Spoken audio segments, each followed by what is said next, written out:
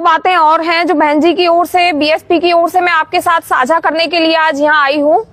पहली बात तो ये कि हमें शिक्षित बनना है और संगठित रहना है। पहला मैसेज यही है आप सभी के लिए, युवाओं के लिए, कि पहली बात ये कि शिक्षित रहिए और संगठित रहिए, क्योंकि जैसा आप जानते हैं कि संगठन में बहुत बड़ी ताकत होती है। 10 जगह बटेंगे तो वो संगठन कमजोर होगा। और बहन जी का जो संघर्ष है वो कभी भुलाया नहीं जा सकता, जो जब शायद हम पैदा भी नहीं हुए थे, और मुझे लगता है बहुत सारे हमारे बीच जो युवा खड़े हैं वो सब पैदा भी नहीं हुए होंगे जब हमारी बहन जी सड़कों पर उतरी थी। तो आजकल का समय ऐसा है कि कुछ युवा ये कह रहे हैं कि बहन जी किसी चीज पर रिस्पॉन्स नहीं दे रही हैं, बोल नहीं रही हैं, या बहुत ज्यादा एक्टिव नहीं है, ठीक, या कुछ कर नहीं रही हैं, ये भी सुनने में आ रहा है।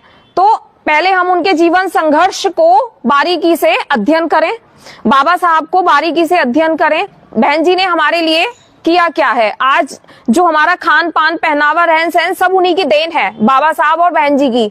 एक ऐसी महिला जिसने उस समय जब हम पैदा नहीं हुए थे, कम से कम 45-50 साल पहले सड़कों पे उतरी, तो अपना घर नहीं बसाया, तो ये भी त्याग कोई कम नहीं है एक महिला के लिए, और ऊपर से एक दलित महिला के लिए, ठीक। तो पहले तो इस चीज को नहीं भूलना है।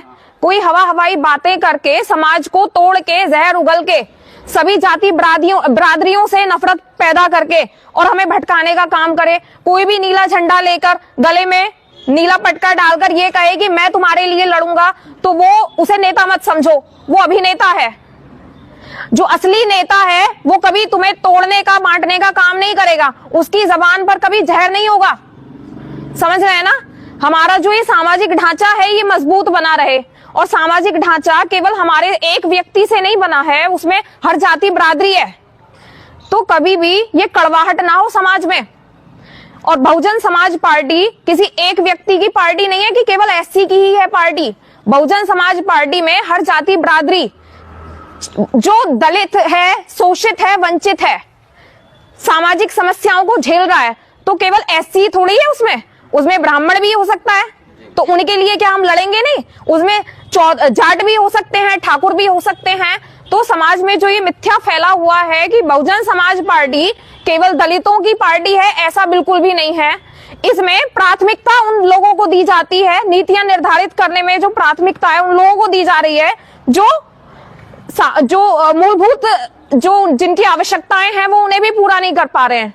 तो वो तो कोई भी हो सकता है, किसी भी जाति का हो सकता है। तो सबसे पहले शिक्षित बने, संगठित बने, और किसी भी नीले झंडे वाली पार्टी को बसपा ना समझें, क्योंकि हमारी जो पार्टी है बसपा, वो हाथी के निशान वाली पार्टी है, जिसकी अध्यक्ष बहन कुमारी मायावती जी हैं।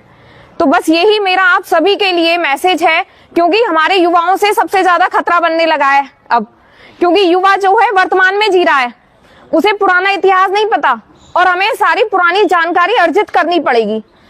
अभी हम 2 भागों में बट रहे हैं नीले झंडे के नाम पर, तो क्या कल को कोई और नेता निकलेगा बहुजन समाज से तो वो भटकाएगा? क्या 3 पार्टियां बनेंगी, 4 बनेंगी? इससे हम मजबूत बनेंगे या कमजोर? ये तो हमने कभी सोचा ही नहीं है। ये गहरी बात है। गहराई यहाँ पे है कि अपने व्यक्तिगत स्वार्थ के लिए व्यक्ति, वो बहुजन समाज में ऐसे बहरूपिये हैं, ऐसे जयचंद पैदा हो गए हैं जो अपने स्वार्थ के लिए आप जैसे भोले भाले लोगों का फायदा उठा रहे हैं, और आप और हम वहीं के वहीं रह गए हैं। आप उन्हें सोचो कि वो कहां पहुंच गए। तो सबसे पहले व्यक्ति की पहचान करिए उसके शब्दों से। यदि कोई जहर उगल रहा है, आपको तोड़ने और बांटने की बात कर रहा है, तो वो असल मायने में नेता नहीं है, वो अभिनेता है। उसने मुखौटा पहना हुआ है समाज सेवा का। तो समझ रहे हैं ना मेरा भाव कहाँ है? तो गलत डायरेक्शन में नहीं जाना है, और अपने दिमाग को, अपनी शारीरिक मानसिक शक्ति पूरी हमें एक अच्छे ढांचे के निर्माण में लगानी है, एक अखंड भारत के निर्माण में, जहां हर जातियों को स्थान बराबर मिले। पहली शुरुआत मुझे करनी है अपने आप से। समझ रहे हैं ना? बस यही बहन जी की तरफ से मेरा मैसेज है कि भटके बिल्कुल ना, एक रास्ते पर चले।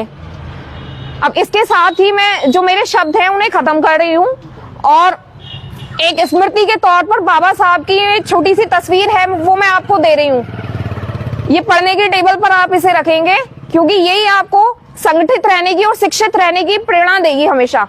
और आपको पता चलेगा कि कोई हमसे मिला था जिसने समाज को मजबूती से एक साथ खड़े रहने के लिए प्रेरित किया था। बोलिए जय भीम।